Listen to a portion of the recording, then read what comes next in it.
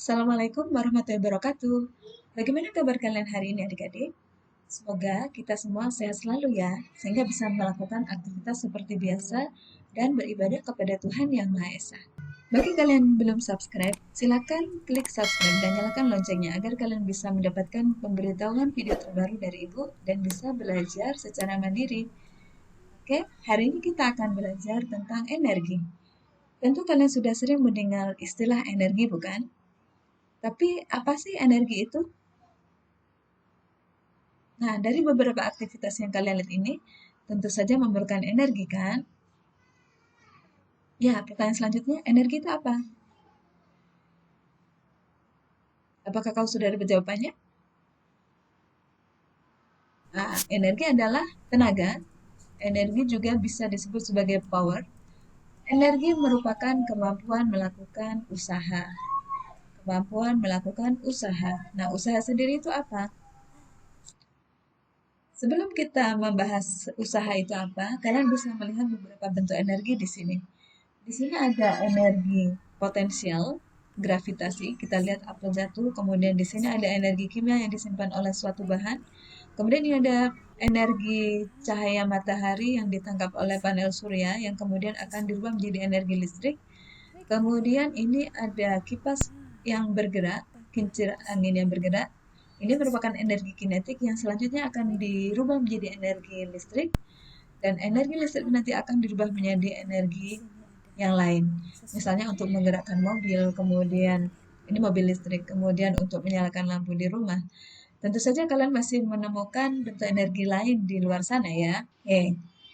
Misalnya energi yang bisa kita jumpai dalam sehari-hari adalah ini. Energi potensial, energi cahaya, energi bunyi, energi kimia, energi kinetik, energi listrik, energi magnet, dan energi panas.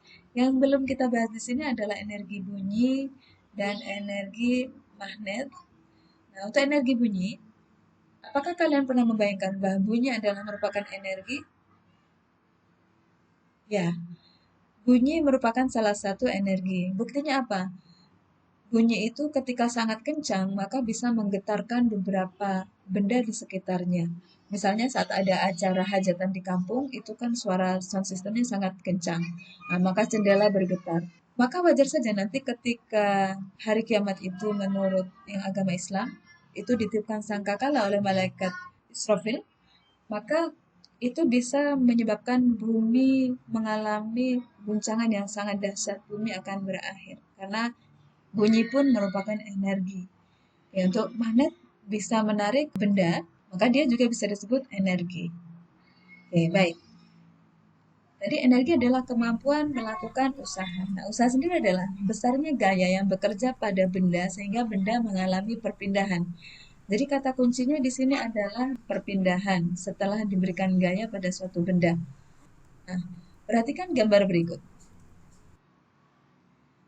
Menurut kalian, berdasarkan definisi tadi, apakah Bapak ini sudah melakukan usaha? Bapak ini sudah mengerahkan gaya. Tetapi di sini belum nampak ada perpindahan, no movement di sini. Sehingga perpindahannya adalah nol. Nah, berdasarkan definisi tadi, maka Bapak ini belum melakukan usaha. Bapak ini masih bergaya, tetapi karena belum ada perpindahan, maka masih bergaya saja, sehingga tidak ada usaha. Oke. Bagaimana dengan gambar berikut? Nah, di sini nampak ada perpindahan.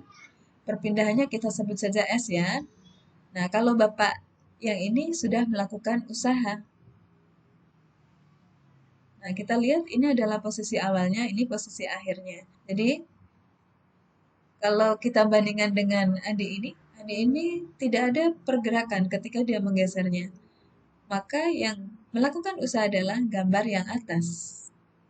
Karena yang atas ada perpindahan, sementara yang bawah tidak ada perpindahan.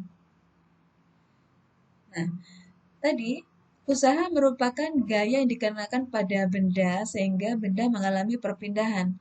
Usahanya dilambangkan dengan W, kemudian gayanya dilambangkan dengan F atau force, perpindahannya dengan S. Kita lihat di sini, semakin besar gaya yang dikerahkan, maka usaha yang dihasilkan semakin besar. maka ini namanya berbanding lurus. Begitu juga ketika perpindahan yang diinginkan besar, maka energi usaha yang dikerahkan juga besar. Jadi ini berbanding lurus. Jadi usaha yang besar akan menghasilkan perpindahan yang besar. Usaha yang besar akan meminta gaya yang besar. Ini namanya berbanding lurus ya, sehingga dikalikan saja. Baik, kita lihat apa tadi rinciannya.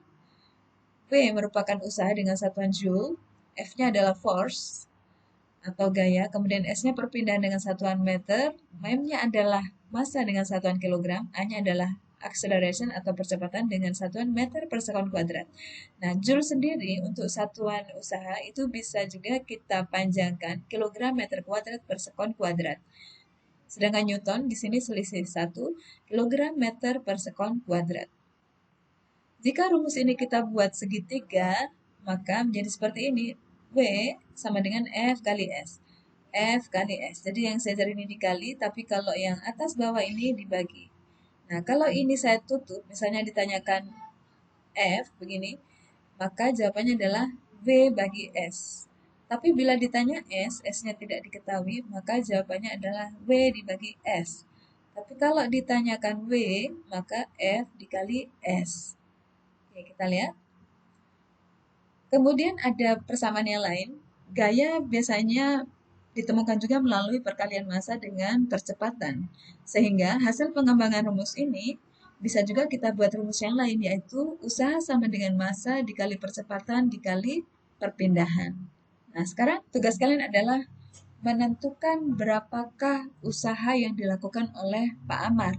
Di sini diketahui masanya adalah 30 kg, kemudian bergesernya adalah 500 cm, gaya yang dikerahkan 600 Newton. Kita lihat. Di sini kita tidak menggunakan massa ya, karena sudah ditemukan gaya yang diberikan. Sehingga kita langsung saja menggunakan ini. F-nya sama dengan 500 Newton, kita bisa langsung gunakan. Kemudian perpindahan ini satuannya masih cm, belum beres, maka kita harus bereskan menjadi meter. Kemudian yang ditanyakan adalah usahanya. Nah, sebagaimana rumus sebelumnya, usaha sama dengan gaya dikali perpindahan. Kita masukkan F-nya 600, kemudian S-nya 6, kita terus dengan satuannya ya. Kemudian kita kalikan, 600 dikali 6 adalah 3600 Joule. Nah, kalau kita jadikan kilojoule, hasilnya adalah 3,6 kilojoule. Oke, sekarang ada soal bentuk lain di mana perpindahannya yang ditanyakan.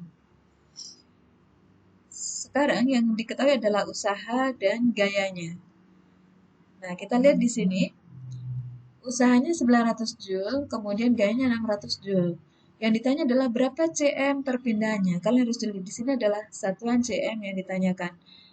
Kita tulis satu-satu. Usahanya 900, kita bisa panjangkan satuannya kilogram meter kuadrat per sekon kuadrat. Gayanya 600 Newton sama dengan 600 kg meter per sekon kuadrat. Jadi Joule itu sama dengan ini ya. Kemudian Newton sama dengan ini. Yang ditanya adalah S. Kita lihat di sini. S sama dengan W bagi F.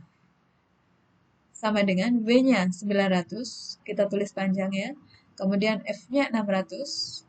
Nah, dari sini, kilogram bagi kilogram hasilnya 1. Sekon kuadrat bagi sekon kuadrat hasilnya 1, M kuadrat bagi M hasilnya adalah M. Sehingga di sini kita peroleh satuan 1,5 meter. Karena ditanyakan adalah dalam satuan sentimeter, maka ini harus kita kali 100, sehingga jawabannya adalah 150 cm.